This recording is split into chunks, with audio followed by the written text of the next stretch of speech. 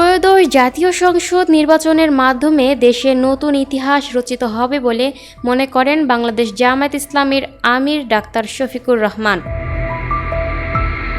শনিবার 22শে নভেম্বর দুপুরে ঝালকাঠির নেসারাবাদ মাদ্রাসা ময়দানে জাতীয় প্রতিনিধি সম্মেলনে তিনি একথা বলেন।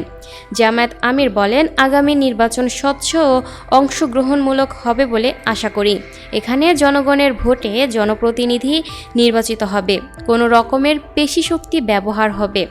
কোনো গোষ্ঠী যদি নির্বাচনে ভোট কাটার চেষ্টা করে, জনগণ তাদের শক্ত হাতে প্রতিহত করবে। আগামী নির্বাচনের মাধ্যমে দেশের নতুন ইতিহাস রচিত হবে। ডাক্তার শফিকুর রহমান বলেন, বিগত দিনের মতো যদি কেউ ভোট ইঞ্জিনিয়ারিং বা কেন্দ্র দখলের চেষ্টা করে, তবে তার উপযুক্ত জবাব দেওয়া হবে। সব জুলুম, ফ্যাসিবাদ ও জাতিকে বিভক্ত করার উপচেষ্টার বিরুদ্ধে লড়াই অব্যাহত থাকবে।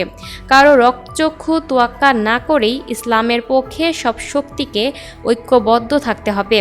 সম্মেলনে অতিথি হিসেবে উপস্থিত ছিলেন চরমোনাই পীর মুফতি সৈয়দ মোহাম্মদ রেজাউল করিম।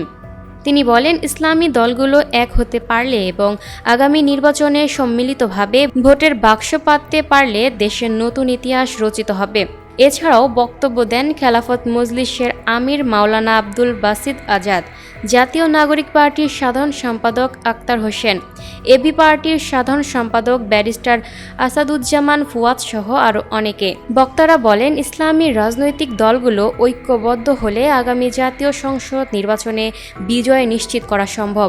একই সঙ্গে তারা দাবি করেন, দেশ কোন পথে এগোবে সেটি নির্ধারণ করবে জনগণ এবং ইসলামী মূল্যবোধে বিশ্বাসী শক্তিগুলো।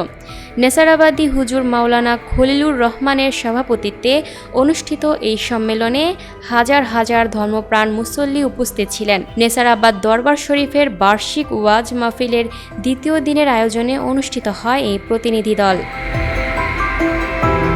Lucky Akter, up to date news, Dhaka.